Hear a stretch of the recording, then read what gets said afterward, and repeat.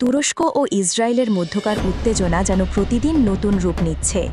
গাজায় ইসরায়েলের লাগাতার সামরিক অভিযান এবং মুসলিম জনগণের ওপর নির্মম হামলার খবর প্রতিদিনই পৌঁছাচ্ছে আন্তর্জাতিক গণমাধ্যমে। তুরস্ক স্পষ্ট জানিয়ে দিয়েছে তারা ইসরায়েলের নেতাদেরকে মোটেই পাত্তা দিতে রাজি নয়। তুরস্কের প্রেসিডেন্ট রিসেপ তাইয়েব এরদোয়ানের ঘনিষ্ঠ মহল থেকে সম্প্রতি দেওয়া এক মন্তব্যে ইসরায়েলকে সরাসরি কুকুরের সঙ্গে তুলনা করা হয়েছে। এমন কথাও বলা হয়েছে, ইসরায়েল যদি মানচিত্র থেকে মুছে যায় তাহলে বিশ্বে শান্তি ফিরে আসবে। এই বক্তব্যে আন্তর্জাতিক অঙ্গনে ব্যাপক আলোড়ন সৃষ্টি হয়েছে। এরদোয়ান প্রশাসনের এক শীর্ষ উপদেষ্টা আরও বলেন, আঙ্কারা চুপচাপ বসে নেই, বরং ইসরায়েলের বিরুদ্ধে উপযুক্ত জবাব দেওয়ার জন্য সব রকম প্রস্তুতি নিচ্ছে তুরস্ক।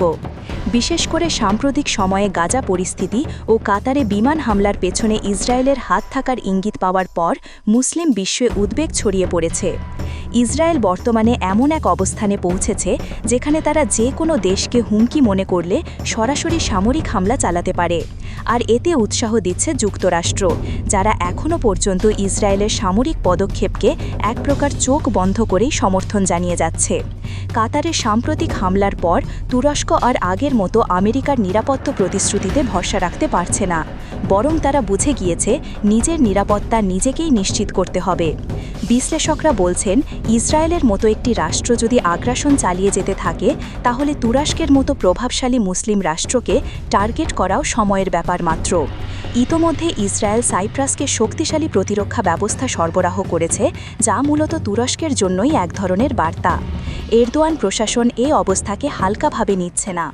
সামাজিক মাধ্যম থেকে শুরু করে আন্তর্জাতিক মঞ্চেও তুরস্ক এখন জোরালোভাবে প্রতিক্রিয়া জানাচ্ছে।